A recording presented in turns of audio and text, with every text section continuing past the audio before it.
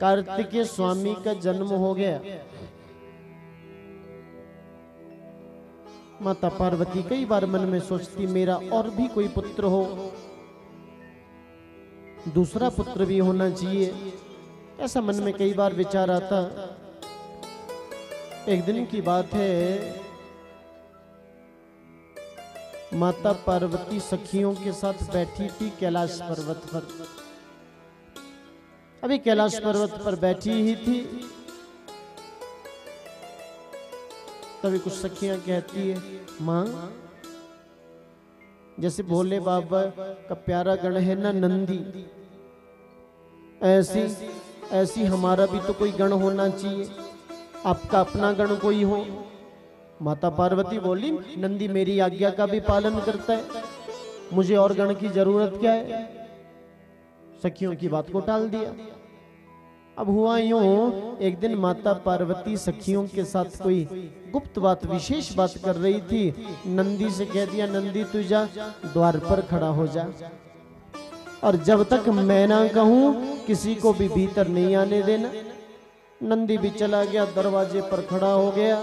थोड़ी देर ही हुई थी, कहीं से भोले बाबा आ गए। भोले बाबा आए, नंदी ने हाथ जोड़ दी, भोलेनाथ आप भीतर नहीं जा सकते अभी। क्यों? माता पार्वती ने मना किया है। ओहो, बड़ा आया मां का भगत, हट सामने से। अब नंदी ने तो हाथ जोड़ दिए, एक तरफ हट गया। भोले बाबा भीतर आए, माता पार्वती ने देखा भोलेनाथ आए। माता पार्वती बोली, हे भोले बाबा, द्वार पर क्या नंदी नहीं था?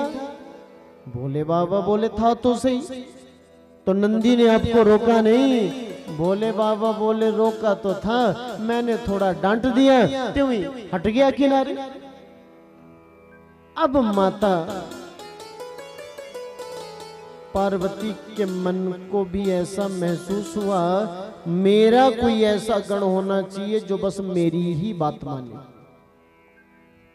भोले बाबा की बात भी ना माने, मेरी ही बात माने। एक दिन की बात है, भोले बाबा सब गणों के साथ कहीं गए थे। माता पार्वती स्नान कर रही थी। पार्वती के पास में एक सखी है, उसका नाम है विजया। विजया से पार्वती कहती, मैं भी सोच रही हूँ कोई गण हमारा होना चाहिए। बोले, मैं तो पहले से कहती हूँ। तो माता पार्वती ने अपने शरीर, अपनी भुजा पर, दाईं भुजा पर अभी उबटन लगाया। उबटन समझते ना आप लोग? आजकल तो वो क्या क्या नए नए शैम्पू, साबुन, कई जगह तो यही मालूम नहीं होता ये मुंह में लगाने का है या हाथ धोने का है या फिर बालों में लगाने वाला है। वो मैल और उबटन और ली, उसकी बाजुएं, भुजाएं भी बना दी, दो पैर भी बना दिए। देखा क्या, आह कितने सुंदर ये प्रतिमा सी बन गई। सामने ऐसे रख दिया और उसमें ही प्राणों को प्रतिष्ठित कर दिया, जीव दान दे दिया। माता पार्वती है, जगजननी है ये, कि सृष्टौ या सर्ग रूपा जगदवन विधौ पालनी या चरद्री संघारे चापि यस्या जगदिदमखिलम क्रीडनम या पराख्या। सृष्टौ या सर्ग, बोले ब्रह्मा जी को सृष्टि करने की शक्ति जो देती है जगदम्बा, ऐसी जगदम्बा भवानी माता पार्वती ने जीवदान दे दिया उस प्रतिमा में, और सामने छोटा सा बड़ा प्यारा सा बालक प्रकट हो गया। अब तो उस बच्चे को देखने लगी, उस बालक को देखती, आह कितना प्यारा बालक है। बच्चे ने भी प्रकट होते ही प्रणाम किया हाथ जोड़कर और कह दिया, माँ मेरे लिए क्या आदेश है। अब तो पार्वती माँ ने बच्चे को गोद में ही उठा दिया। मैंने तुझे प्रकट तो किया था इस भाव से तू मेरा गण होगा, मेरा सेवक होगा, लेकिन प्रकट होते ही तूने मुझे मां कहा है, इसलिए तू मेरा दास नहीं, तू मेरा पुत्र है। और भोले बाबा भी यहां उपस्थित नहीं है। बिना नायकेन, मेरे पति यहां नहीं है, फिर भी तेरा प्रागट्य हुआ है, इसलिए तेरा नाम होगा विनायक। बड़ा अर्थ है इस बात का, विनायक।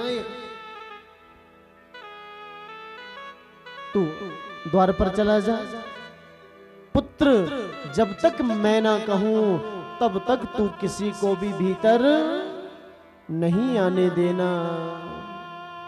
ये बालक चला गया द्वार पर, हाथ में एक लाठी ले ली, द्वार पर खड़ा हो गया। माता पार्वती ने स्नान भी किया, स्नान के बाद सखियों के साथ बातों में भी व्यस्त हो गई। माता पार्वती ये तो भूल ही गई मैंने दरवाजे पर किसी बच्चे को भी रखा है। शंकर भगवान की जय हो।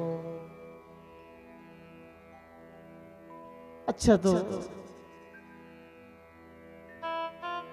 माता पार्वती बातों में व्यस्त, भूल ही गई मैंने अपने पुत्र को द्वार पर भी रखा है। विनायक तो द्वार पर खड़ा, हाथ में लाठी। थोड़ा समय ही हुआ था, भोले बाबा भी आ गए, साथ में ब्रह्मा जी भी हैं, विष्णु जी भी हैं, इंद्र भी हैं, चंद्र भी हैं, सूर्य भी हैं, नंदी भी संग में है, श्रृंगी भृंगी भी है। भोले बाबा आए, नंदी को इशारा किया, बोले देख तो जरा मेरे ही घर के दरवाजे पर ये खड़ा कौन है, हाथ में लाठी लिए, इसको हटा सामने से। नंदी दौड़ा दौड़ा आया, अरे कौन है तू, और भोले बाबा के द्वार पर ऐसे क्यों खड़ा हो गया, किनारे हट। भोले बाबा को भीतर जाना है, बोले जब तक मां का आदेश नहीं होता तब तक कोई भीतर नहीं जा सकता। नंदी दौड़ा दौड़ा आया, बोले बाबा वो हटता नहीं है। क्यों, क्या कहता है, बोले वो कहता है जब तक मां का आदेश नहीं होता तब तक किसी को भीतर नहीं जाने देगा। बोले बाबा बोले नंदी तू लौट कर आ गया, अरे उठाकर फेंक देना एक तरफ उसको। ठीक है बोले बाबा जैसी आ गया।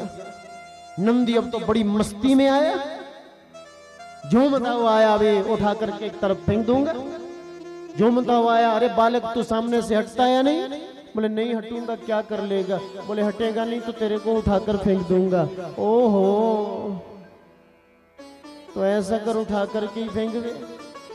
अब नंदी इस बालक को, विनायक को उठाने लगा था, अभी जो हाथ में लाठी थी ऐसी फुर्ती से 20-50 लाठी नंदी की पीठ पर मार दी।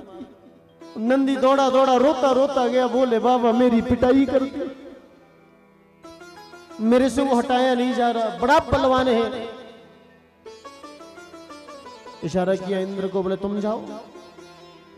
इंद्र बड़े अभिमान में गया, अभी जाऊंगा मैं और अपने वज्र से ही, नहीं मानेगा ना ज्यादा, वज्र से अंग भंग कर दूंगा।